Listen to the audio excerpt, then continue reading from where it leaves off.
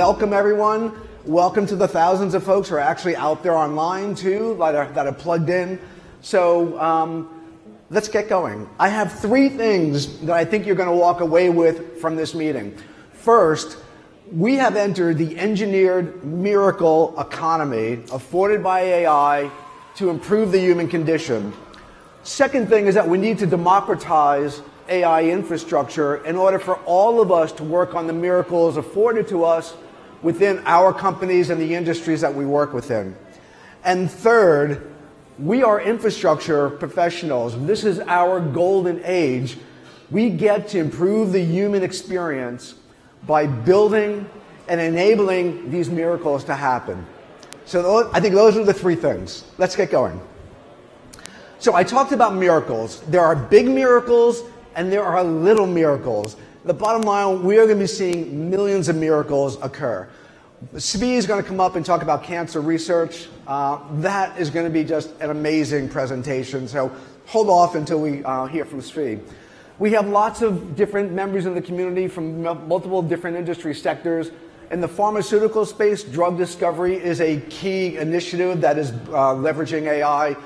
What their miracle is really all about is to basically look at all the innovations that they are now embarking upon, and it is like the integration and the interaction of those different initiatives that will enable faster, more personalized, and faster treatments for a wide range of diseases. So huge human condition improvement from the pharmaceutical companies. In the financials are really all about one thing, and it's about trust. And so they're using AI to build trust by, in essence, fraud mitigation, as well as portfolio risk mitigation and multiple other projects. We have clearly self-driving cars that are coming online real quick. That's a multi-trillion-dollar market in transition. It promises to alter the way that we design cities, real estate markets may be upended. Also, how we buy cars and the relationship that we have with our cars will change. I think the miracle there is you're not driving in traffic anymore. Like, I've been driving a Tesla for about over a decade now. I use FDS all the time. I never drive in traffic. It drives me through traffic. And then there's the weird one, and that's kind of all the humanoid robots. So that one's a little bit harder for me to wrap my head around, but we're thinking that by 2030, according to various different reports, that we'll see millions of these kind of humanoid robots around. I'm thinking by 2026, we'll see humanoid robots welcome everybody into the summit. So what does a miracle look like, and what does it sound like? How fast this vehicle is moving on the left hand.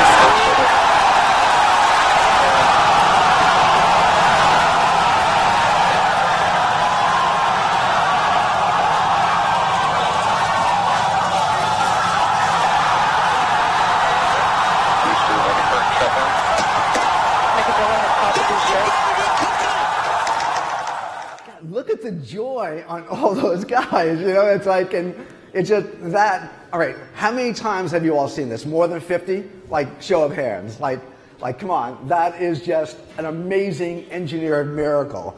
That's like the Statue of Liberty falling out of the sky, right, and having, those chopsticks catch it, The bottom line is that that's a big miracle. It takes a huge amount of dollars and resources to enable that. That is mostly AI driven when you look at all the navigation that is required in order for that synchronization to happen.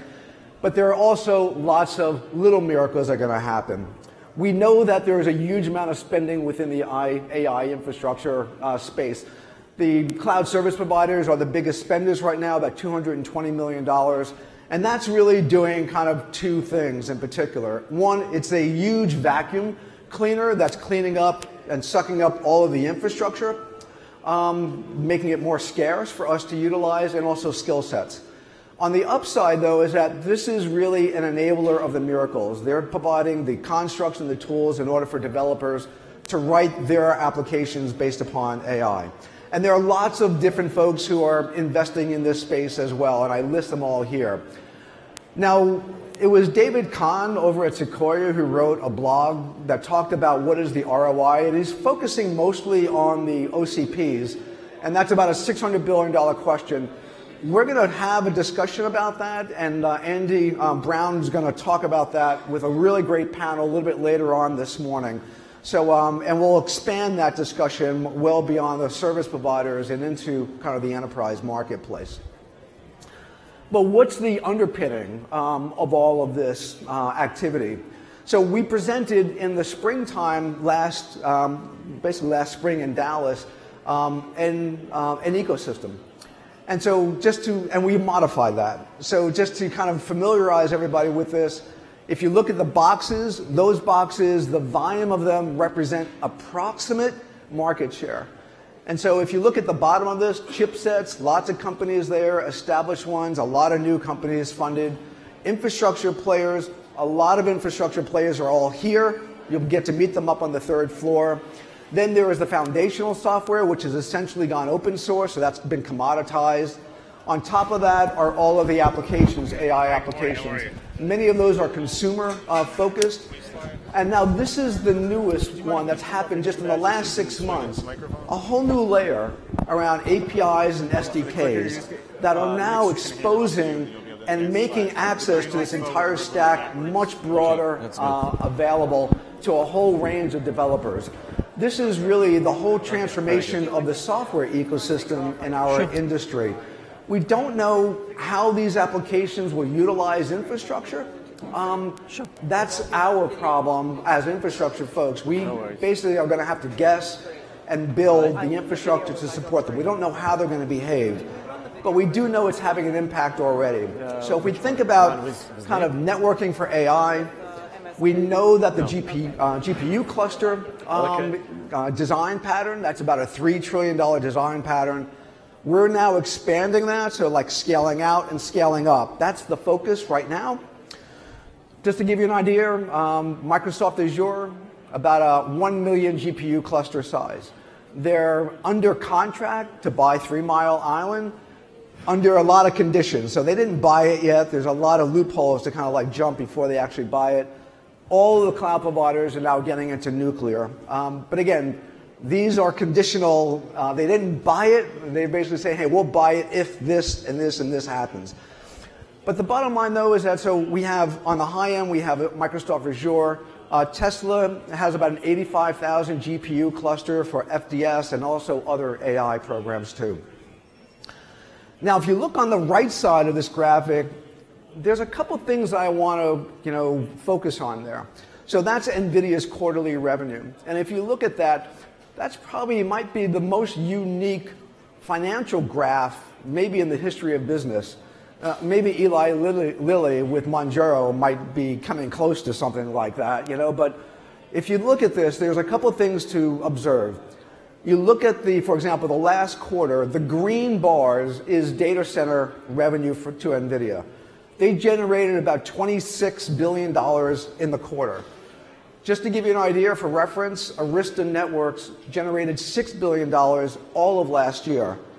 And they're on a tear. They're like stock prices over 400. This is Arista.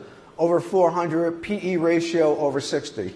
And they were 1/4 the quarter revenue of NVIDIA in their data center marketplace. Now, the other thing to kind of note is that you look at the size of these green bars, and that talks to like scale. And then you look at how quick, so quarterly growth, and so if you look at the line of that, that talks to speed. So this is coming at us at scale and at speed that basically we haven't seen before. So keep that in mind. When we talked to Svi, it was probably in the February timeframe that we talked to him about this meeting, and we were thinking, okay, well, what do we want to focus on? And so what Svi said, he said something, and he probably doesn't even remember that he said it. Right, Svi? So he basically said this. He's like, we need choice and options in order to engineer our AI miracles. That stuck with us. So what we've been focusing on is how do we democratize these technologies? What can we do to give lots of different opinions and voices? So what we'll see here on this stage over the next couple of days, we'll hear from AMD, we'll hear from Cisco, we'll hear from Broadcom, we'll hear from HPE, we'll hear from Microsoft, we'll hear from WWT on the main stage here to give lots of different views. Upstairs, there's about almost 50 companies that you'll get different points of views and different solution sets as well. Now, the problem with the graph before is that this is a massively important technology, and it's being driven by one company with a vertically integrated stack. And if we think about how we all built the internet back in the 90s, that was pretty much a level playing field. A lot of new companies, a lot of innovation, a lot of competition that drove that benefit to humanity into the marketplace. So, bottom line is that we're going to really kind of focus on democratizing and choice and options here. So, also AI is not only just like focused on the big GPU clusters, but it's also now focused inside the infrastructure that we currently build and manage, and that's AI for networking and security. Many of us have been focusing on essentially toil mitigation within our infrastructure. How do we kind of get that toil out? And I think if you've been focusing on that, you're really going to find yourself pretty far behind all your major peers in the industry. Because over the last 6 months, since we met last in Dallas, what we've seen is a whole new category of products enter into the marketplace. So, for example, there are AI agents, and there are AI co-pilots, and there are AI tools, and there are also AI native products. If we think about the agents, these are autonomous devices that will go off and do a task for you, and they'll come back with a response. Co-pilots, a collaborative experience, to solve a particular problem. An AI tool, a device or a piece of software that will focus on and dive into a problem. I kind of view digital twins as like an AI tool, as an example. What I think if you're focusing on toil mitigation, what you're really missing is that we are now retooling and re-instrumenting infrastructure to support existing applications, but more importantly, to support AI workloads. The other category of product is called AI native. And we really kicked off that category in Dallas in the spring time frame. It was Tom Gillis who presented Cisco's Hypershield. Yeah, Hypershield.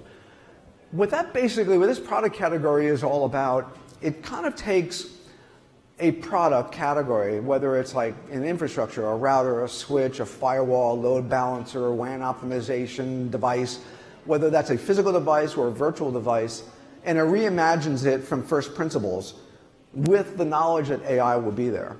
And what that basically has done is that you'll see all of these new products that come out from around AI native is that their lifecycle management is fundamentally different. All of that toil is gone.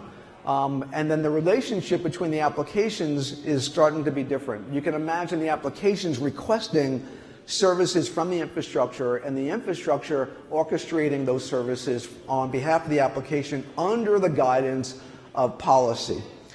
So I think that's a major fundamental change in how we're going to be building infrastructure. It used to be that we would look to see what is the peak traffic and then design an infrastructure to support that. I think those days are probably pretty limited. And frankly, we've been talking about NAS in our community for a long time. And I think what we'll find out is that this could be the killer app for NAS and other kinds of infrastructure products that are much more elastic and demand. So I think that's that. So a lot of what I just presented are what the supplier is really providing to us, what they're basically, all the new tools and technologies. As consumers, how are we responding to that? Well, we did some polling leading up to Dallas in May, and then we did it again leading up to the fall. Let's take a look to see what the difference in our collective cognoscente, is around this. So we asked about, okay, where are you in your stage of integration? How much have you integrated AI into networks and security? And over just 6 months, there's been a major shift from folks who are kind of just saying, hey, we're exploring this, and we may be doing some initial deployments, to now they're in advanced integrations, and they're also now looking at leading edge applications. So there was a major shift forward, kind of like a lean forward into the technologies. For those folks, we've also asked them, okay, what is the value that you're getting from this, right? So what's the impact? And so a shift there as well from like, hey, we're getting a little impact, or it's really not too early to tell, to like, yeah, this is like significant or moderate. So again, the return on that investment seems to be pretty clear. We also asked what their 5-year outlook. So are they bullish? And again, another major shift, from, hey, it's like limited role AI will be into really AI is going to be kind of like the backbone of our enterprise IT. So very, very bullish. We also asked, okay, well, what's holding you back? Where are the major problems? And so it comes down to this, and I think this is frankly a great opportunity for us as a community to address, and that's what the major concern is: data privacy and security, as well as reliability and trusting AI decisions. We had a meeting yesterday, and it was the kind of leadership meeting, and so we went through use cases. The big issue too, and it falls within these categories, is really around data integrity. How do we basically harness all the data that we have within our environments and allow that to be ingested into system of record IT applications, so that we can move those applications from being deterministic into being more predictive. So that's a great opportunity, an area for us all to be focused on, as we kind of think through this next kind of phase within the AI era. The other key thing is around skill sets, and that's one area that we can actually have a very big impact. So when we were leading up to the spring meeting in May, which was probably about a year, like maybe October, November of 2023, Gene Sun from FedEx hosted that meeting. And when we had the same meeting that we had with Gene as we did with Svi, Gene said one thing that's carried us through the entire year. And at that time, a lot of folks, and still today, are worried about, will AI replace my job? And what Svi basically said, or what Gene said, is that AI will not replace your job, but people with AI skills will. And that is so, so true, and it's held true. So we've spent a lot of time around education, how we build this program so everybody gets educated. We got a lot of other input on this topic, and so we're launching a new program at this meeting, and it's called the Continued Professional Development Program. So what we found out is that major corporations have, in essence, engaged third parties to do professional certifications, professional development programs. And that if we can package up the time that you spent here at the summit, you can actually submit that to get further or as credit towards your accreditations. So we've done that. We made it really easy to make that happen. You can find out about this on the website. You can also talk to folks that are here today. So we have Joanne Varello, who is our CMO of ONUG. We also have Brianna Lippis, yes, same last name. Senior marketing strategist for ONUG as well. You got questions about it, they can help you. There's zero cost to this. It's really just a twofer. You get to come, network, enjoy your peers, and you also get credit for certifications moving forward. Okay, so what do we have planned? What we basically have planned is up on the stage, you're going to be hearing 9 different AI networking journey stories. Some from suppliers, some from consumers. All right, so nice and balanced. We have various different tracks. All of these sessions are about 68 sessions that are going to take place over the next 2 days. There is cybersecurity, networking, automation, AI infrastructure. And then some of those tracks are going to be, they're called AI triple Ts, tools, technologies, and techniques. We've done that in partnership with all of the suppliers that are here. If you go into a triple T, 10-minute, 15-minute presentation, you'll walk away with something that you can bring to your workplace, your work environment the next day. There's also roundtables, which are going to happen over here during the next 2 days. Those are exclusively for IT execs. No vendors, no bloggers, you know, it's kind of Chatham rules, you know, that apply there. Great place to network so you can understand where you are versus others. And then we becoming very product focused in the summit. So we had a call for, you know, an award called the Best in Show. We're gonna give the award out at the end of day today upstairs, like up on the 3rd floor.